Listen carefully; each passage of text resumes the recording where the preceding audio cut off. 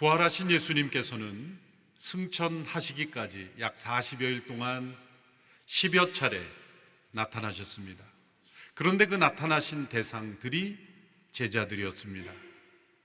마음 한편으로는 예수님께서 부활하셔서 예수님을 십자가에 못 박았던 그들에게 나타나셔서 그들에게 좀 혼내주셨으면 하는 마음이 한편에 있습니다.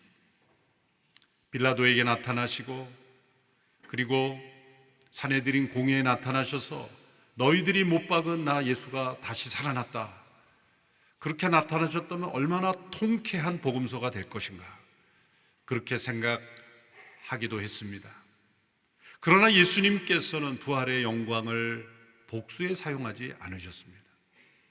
도리어 예수님은 그 부활의 영광을 연약한 제자들, 실패한 제자들, 두려움과 낙심, 절망에 휩싸여 있는 제자들에게 나타나셔서 그들을 회복시키시는데 부활의 영광을 사용하신 것입니다.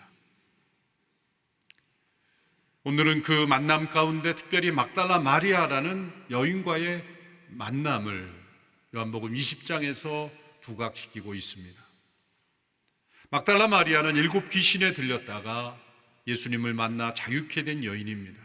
그래서 예수님을 따르는 제자가 되었고 제자 공동체 일원이 되었습니다. 여러 복음서에서 이 막달라 마리아라는 여인의 이름을 빼놓지 않고 기록한 것을 보아서 그런 여러 여성 제자들 가운데 리더십의 역할을 한 여인임이 분명합니다. 막달라 마리아가 예수님과의 이 특별한 만남을 가질 수 있었던 이유는 무엇일까요? 그것은 예수님을 가장 사랑한 여인이었기 때문입니다. 예수님의 무덤에 가장 먼저 찾아왔기 때문에 단지 예수님과의 개별적인 만남을 가질 수 있었던 것이 아니라 예수님을 가장 깊이 사랑한 여인이었기에 예수님은 그 특별한 사랑에, 그 깊은 사랑에 응답해 주심으로 부활하신 후 가장 먼저 여인을 만나 주셨고 그 여인을 부활의 첫 증인으로 삼아 주신 것입니다. 막달라 마리아는 예수님의 십자가 처형 장소 가장 가까이 있었던 여인입니다. 예수님이 십자가에 못 박혀 죽으실 때 그 십자가와의 물리적인 거리는 예수님과의 사랑의 깊이에 비례하는 것입니다. 그 십자가에 가까우면 가까울수록 더 깊이 주님을 사랑하는 것이고 멀리 있으면 멀리일수록 그 사랑이 깊지 않은 사랑인 것입니다. 베드로를 비롯한 여러 제자들은 멀찍이 쳐다봤습니다. 그것은 끔찍한 장면을 참아 볼 수 없는 마음이기도 했겠지만 자기 자신의 안위를 먼저 생각한 마음이었기에 그 십자가 가까이 가지 못했습니다. 그러나 막달라 마리아는 예수님의 육신의 어머니 마리아와 함께 가장 가까이 예수님의 십자가 처형을 지켜보았습니다. 그리고 예수님의 시신이 돌무덤에 안치된 것도 보았습니다. 안식일이 가까이 왔기에 예수님의 시신이 미처 처리되지 못한 채, 수습되지 못한 채 무덤에 안치된 것을 보고 안식 후 첫날 새벽 몇몇 여인들과 함께 예수님의 무덤에 찾아온 것입니다. 사실 십자가에서 못 박혀 죽은 죄수에게는 무덤이 없습니다. 십자가에 처형된 죄수는 쓰레기처럼 그 시신이 버려졌고 불태워졌고 골짜기에 던져져서 들짐승들의 먹이가 되었을 뿐입니다. 그런데 구약에 예언된 대로 부자의 묘실에 묻혔다라는 예언이 이루어지기 위해서 아리마대 요셉이 나서게 되고 자신의 무덤에 예수님을 묻게 되었습니다. 그러나 수습되지 못한 처참한 시신으로 돌무덤에 안치된 것을 보았던 마리아는 몇몇 여인들과 함께 예수님의 시신을 수습하고 향품을 발라드리기 위해 찾아온 것입니다. 막달라 마리아는 잘 알고 있었습니다. 그 돌문으로 굳게 봉인되어 있었고 군병들이 지키고 있었다는 것을 알고 있었습니다. 그래서 찾아오면서 염려했습니다. 누가 우리를 위하여 이 돌문을 열어줄 수 있을 것인가?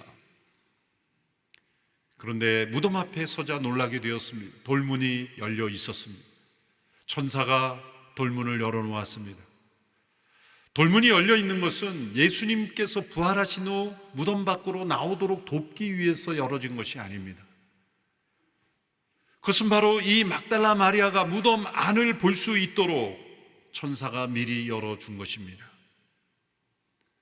만일 돌문이 열려 있지 않았더라면, 돌문이 굳게 닫혀 있는 상태에서 예수님이 부활하셔서 나타나셨다면 사람들은 여전히 유령 취급했을 것입니다. 그러나 무덤이 비었고, 그리고 예수님이 나타나셨기에 그 제자들이 예수님에 대한 확신을 가질 수 있게 된 것입니다.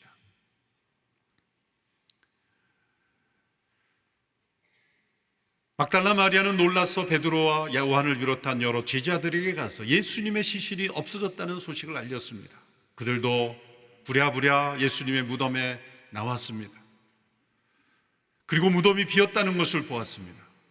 그런데 그들은 한결같이 예수님의 부활을 생각하지 못했고, 도리어 누군가 예수님의 시신을 훔쳐갔거나 아니면 다른 곳으로 옮겼을 것이라는 생각만 하고 있었습니다. 그들은 무덤 주변을 당황하며 맴돌다가 베드로와 요한은 자기 집으로 돌아갔다고 20장 10절에서 말씀하고 있습니다. 20장 10절을 보면 그러고 나서 제자들은 자기들의 집으로 돌아갔습니다. 예수님의 시신이 없어졌던데 물론 그들은 당황했을 겁니다. 그러나 그들은 잠시 당황한 이후 다시 집으로 돌아간 것입니다. 물론 어찌할 도리가 없기 때문에 돌아간 것이기도 하죠. 그러나 마리아의 반응이 그 다음 구절에 11절에 이렇게 나옵니다. 그러나 마리아는 무덤 밖에 서서 울고 있었습니다. 마리아가 울다가 몸을 굽혀 무덤 안을 들여다 보았습니다. 제자들은 집으로 돌아갔지만 막달라 마리아는 돌아갈 수가 없었습니다. 무엇이 이 차이를 만들어내는 것입니까? 사랑입니다. 베드로와 요한을 비롯한 제자들도 예수님을 사랑했을 것입니다. 그러나 예수님의 무덤이 비었다는 사실을 확인하고 돌아갈 수 없었던 막달라 마리아만큼은 아니었던 것입니다.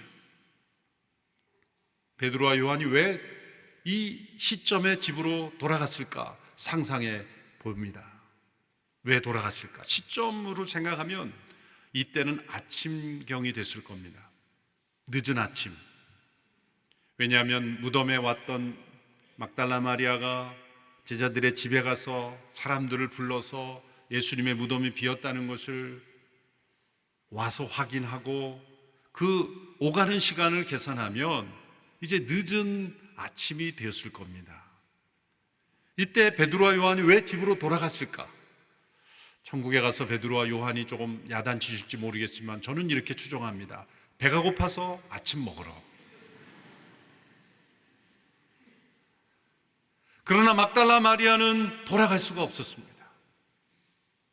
그리고 울고 있었습니다. 베드로와 요한은 집으로 돌아갈 때 울지도 않았습니다. 눈물 흘렸다는 기록도 없습니다. 그저 당황했을 뿐입니다. 그저 막달라 마리아가 여성이기 때문에 눈물이 많아서 울었겠지? 아닙니다. 사랑의 차원이 다른 것입니다. 가정에서도 보면 아버지의 사랑과 어머니의 사랑이 차원이 다르죠. 자녀가 집에 안 돌아오면 어머니는 잠을 못 잡니다. 그러나 아버지들은 잘 잡니다. 저희 집 이야기입니다. 사랑의 깊이가 다른 것입니다. 지금 두 제자도 베드로, 요한도 예수님 사랑한 제자죠. 그러나 예수님의 시신이 없어진 이 상황에서 그들은 그저 자기 집으로 돌아간 겁니다. 이런 일이 다 있네? 그리고 돌아간 겁니다. 그러나 똑같은 상황을 보고도 막달라 마리아는 무덤 밖에 서서 움직일 수가 없었고 울고 있었습니다. 이것이 사랑의 깊이입니다.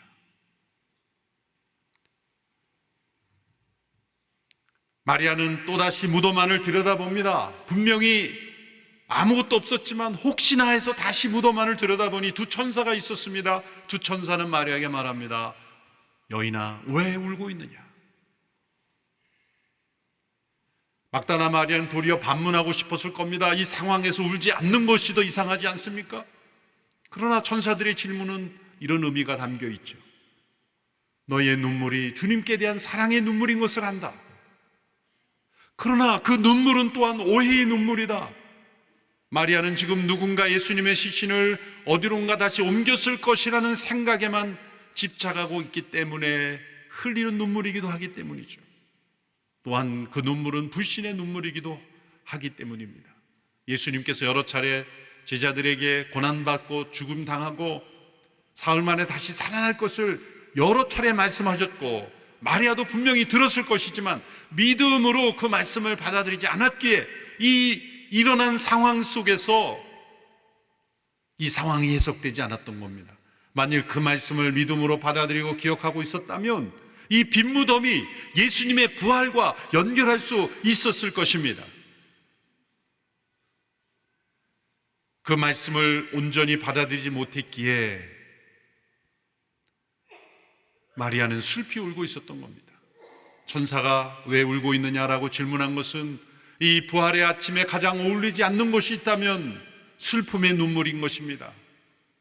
마리아는 지금 사랑의 눈물을 흘리고 있지만 또한 오해의 눈물이요, 불신의 눈물이요, 슬픔의 눈물이기 때문에 왜 울고 있느냐라고 지적하고 계신 것입니다.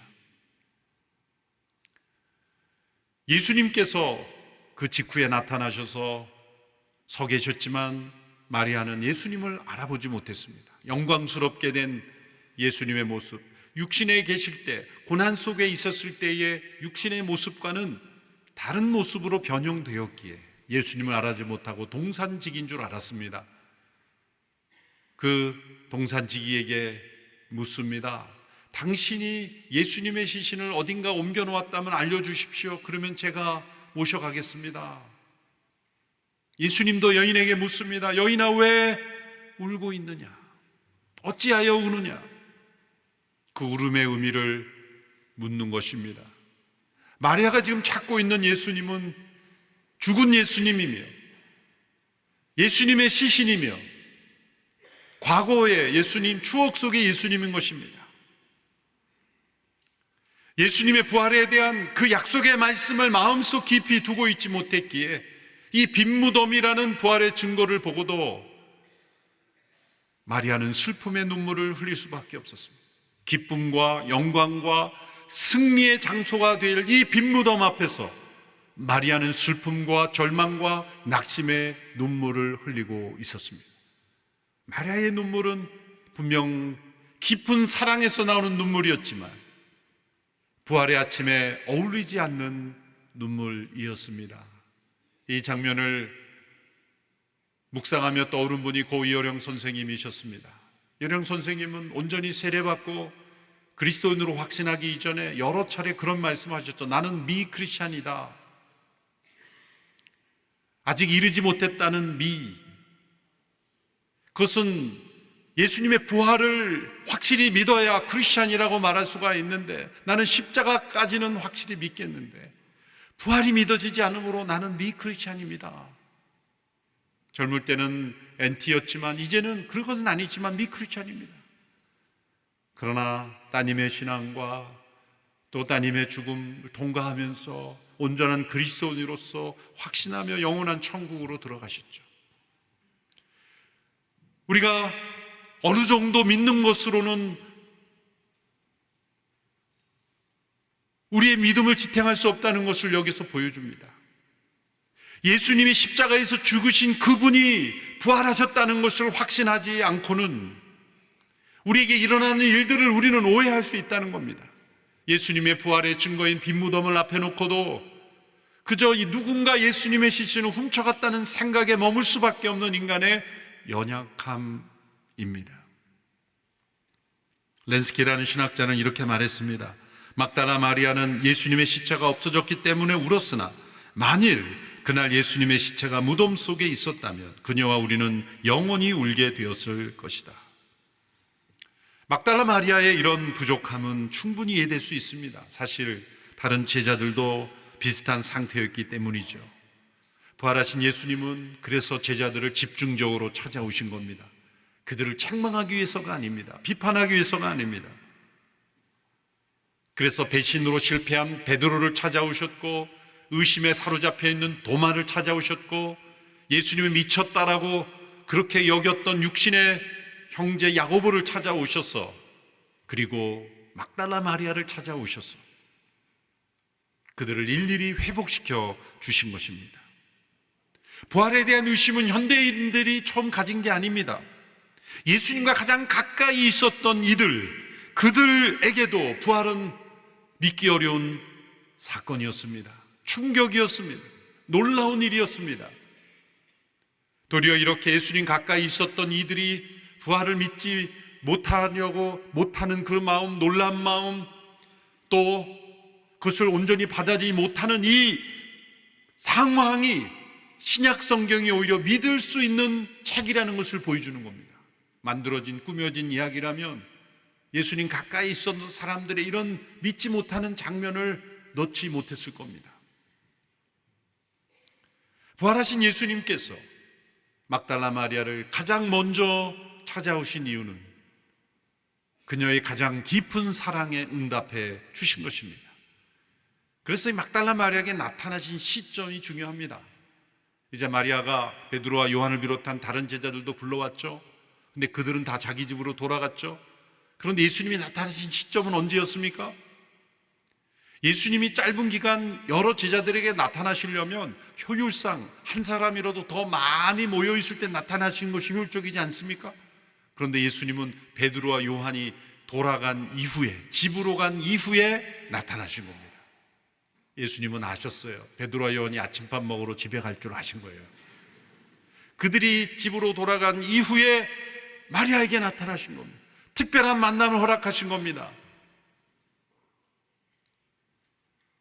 그것은 가장 깊은 사랑으로 주께 나오는 자에게 주께서 특별한 만남과 계시를 주시며 또 그녀를 부활의 첫 증인으로 삼으셨다는 것을 우리에게 보여주시기 위해서입니다. 주님을 그냥 찾는 자와 간절히 찾는 자가 주님은 다른 응답을 분명히 주시는 것입니다. 아무 기대 없이 예배에 나오는 자와 간절한 기대와 소망을 가지고 예배에 나오는 자가 그 만남의 깊이가 다른 것입니다. 그저 문화생활을 하려고 오는 사람들이 돌아간 이후에 주님은 개인적으로 특별한 만남을 주시는 것입니다. 막달라 마리아를 그렇게 만나 주셨어요. 예수님께서 마리아의 이름을 불렀을 때야 마리아가 깨어납니다. 16절에 보시면 예수께서 마리아에게 마리아야 하시자 마리아가 돌아서서 히브리어로 라보니 하고 말했습니다. 이 말은 선생님이라는 뜻입니다. 라보니는 랍비의 더 높이는 존칭이죠. 예수님을 주님으로 인정하지 않아서 이렇게 부른 것이 아니라 평소에 부르던 호칭으로 순간적으로 부른 것입니다. 바로 이때 마리아가 예수님께 가까이 다가왔을 것으로 충분히 상상할 수 있습니다. 공손히 예수님께 고개를 숙이며 악수를 청하지는 않았을 겁니다. 놀라운 감격의 눈물을 흘리며 예수님께 나왔을 것입니다. 그럴 때 예수님께서 나를 만지지 말라 마리아를 제지하셨습니다. 단호하게 그러나 온화하게 그녀에게서 물러나셨습니다. 17절의 말씀입니다. 같이 읽겠습니다. 시작. 예수께서 마리아에게 말씀하셨습니다. 나를 만지지 마라. 내가 아직 아버지께로 올라가지 못했다. 너는 내 형제들에게 가서 내가 내 아버지 곧 너희 아버지 내 하나님 곧 너희 하나님께로 올라갈 것이다 라고 말하여라. 도마에게는 내 손을 못자국을 만져보고 내 허리에 옆구리에 손을 넣어보라고 하셨지만 마리아에게는 제지하신 이유가 뭘까요? 여성이기 때문일까요? 그런 면도 있을 수 있지만 나를 만지지 마라라는 말씀에는 나에게 매달리지 말라라는 의미입니다. 그것은 나를 십자가 이전에 예수로 생각하고 나를 거기에 머물러 생각해서는 안 된다라는 뜻입니다. 마리아는 틀림없이 예수님이 다시 사셨기에 이제 십자가 이전의 예수님으로 돌아와 예수님과 함께 머물 수 있다고 생각했을 겁니다. 나는 더 이상 과거의 예수가 아니다. 죽음에서 부활하셔서 이제 아버지께로 올라갔고 다시 올게 될 예수, 그리스도라는 것을 가르쳐주고 계십니다. 죽음이 예수님을 붙잡아둘 수 없었고, 세상도 예수님을 붙잡아둘 수 없었고, 가장 사랑하는 제자도 예수님을 세상에 붙잡아둘 수 없는 것입니다.